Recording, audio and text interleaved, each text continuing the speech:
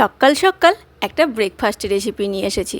আচ্ছা, ব্রেকফাস্টে যদি এরকম গরম ফুলকো ফুলকো লুচি আর তার সাথে ঘুগনি কিংবা আলুর দম থাকে, তাহলে তো বাড়ির সকলের মুখ একেবারে আদরে গদগদ, এক মুখ হাসি। আর বানিয়েছিলাম নিরামিষ নারকেল দিয়ে ঘুগনি। আমার তো ঘুগনিটা একটু নিরামিষই ভালো লাগে, তোমাদের কেমন লাগে একটু কমেন্ট করে জানিও। তো আমি মৌমিতাজ কিচেনে তোমাদের সকলকে স্বাগত জানাই। আবারও হাজির হয়ে গেছি একটা দারুণ স্বাদের রেসিপি নিয়ে। আমি কিভাবে বানাই আজকের এই সুস্বাদু পদটা আমার সাথে থেকো, দেখতে থাকো। যেহেতু লুচি বানাবো তাই নিয়েছি, আজকে আমি কিন্তু আটা নিইনি, ময়দা নিয়েছি। মাঝে মধ্যে একটু অনিয়ম করতে ইচ্ছা করে। আচ্ছা, ময়দার মধ্যে দিয়ে দিয়েছি 1 চামচের মতন কালো জিরে, স্বাদ মতন লবণ, আর হাফ চামচের মতন আমি একটু চিনি নিয়েছি, আর 3-4 টেবিল চামচের মতন সাদা তেল দিয়েছি ময়ামের জন্য। চিনিটা দিলে কি হয়, লুচিগুলো বেশ নরম হয়। লুচির ক্ষেত্রে আমার মনে হয় এই কাজটা সবথেকে গুরুত্বপূর্ণ, কেননা যদি ময়ামটা ভালো করে না দেওয়া হয় তাহলে লুচিটা একদমই খাস্তা হয় না। তাই যদি খাস্তা মুচমুচে লুচি বানাতে হয় তাহলে এই কাজটা বেশ ভালো করে করতে হবে। যখন দেখবে হাতে এইভাবে আটাটা মুঠি করা যাচ্ছে, তখন তোমার আটা একদম পারফেক্ট মাখানোর জন্য বা লুচি তৈরি করার জন্য। এইভাবে হাত দিয়ে ডলে ডলে বেশ ভালো করে ময়াম দিয়ে নিয়েছি। এরপর অল্প অল্প করে জল দিয়ে আটাটাকে বেশ একটু মেখে নেব। লুচির আটা অবশ্যই শক্ত মাখবে। লুচির আটা, লুচি, পরোটা এইসবের আটা একটু শক্ত মাখতে হয়, আর রুটির আটা সবসময় নরম মাখতে হয়। এই যে একটু শক্ত করে মেখে চাপা দিয়ে রেখে দেবো আধ ঘন্টার জন্য। এইদিকে ঘুগনির জন্য মটরটা কিন্তু আমি সারা রাত্রি ভিজিয়ে রেখেছিলাম, যেহেতু সকালবেলা ব্রেকফাস্টে বানাচ্ছি তার জন্য। এবার এই মটরটাকে সেদ্ধ করব।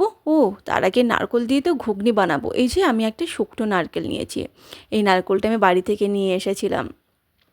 প্রেশার কুকারে দিয়ে দিয়েছি জল। এবার মটরটাকে সেদ্ধ করে নেব।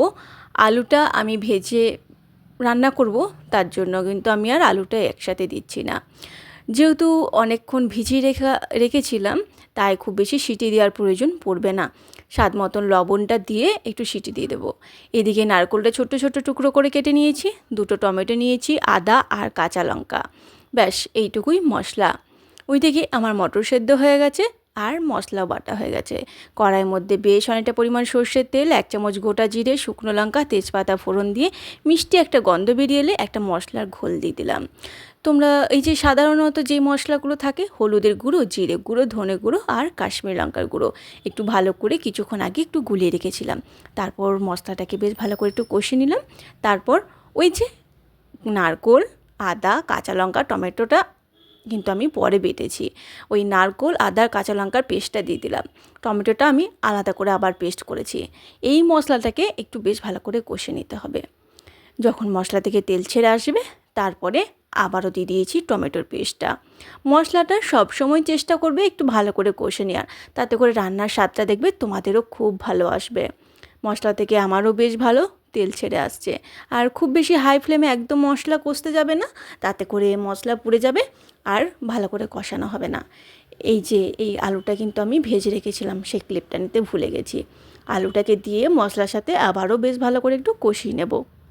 কষিয়ে নেওয়ার পর ওই যে সেদ্ধ করে রাখা মটরটা, সেই মটরটা দিয়ে দিলাম।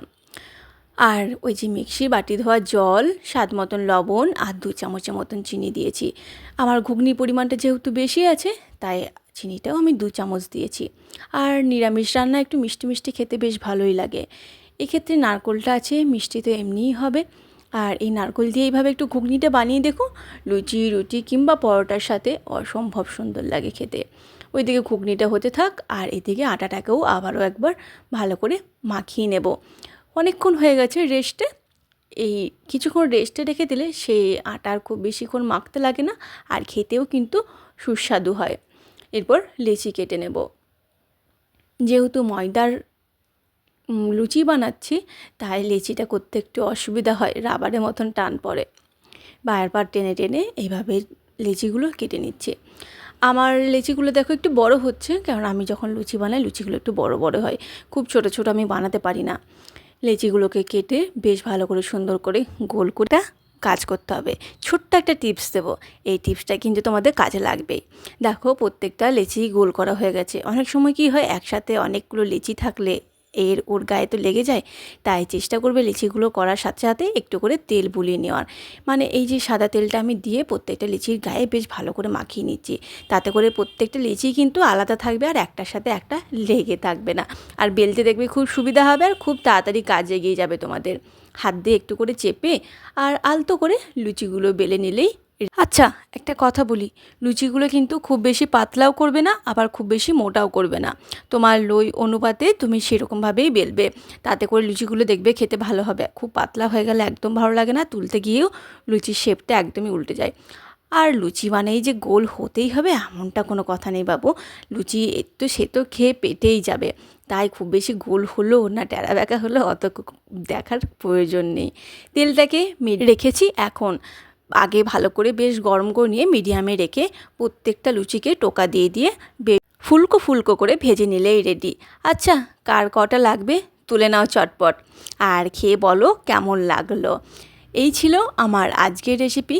তোমাদের কেমন লাগলো ছোট্ট একটা কমেন্ট করে অবশ্যই জানিও। যদি ভালো লেগে থাকে তাহলে বন্ধুদের সাথে শেয়ার করতে একদম ভুলো না। দেখা হবে পরে অন্য কোনো রেসিপিতে। তোমরা সকলেই ভালো থেকো, সুস্থ থেকো। আর আমার এতক্ষণ বকবক শোনার জন্য তোমাদেরকে অসংখ্য ধন্যবাদ। চটপট খেয়ে নাও কিন্তু, লুচিগুলো ঠান্ডা হয়ে গেলে নরম হয়ে যাবে। আজ আসি, টাটা।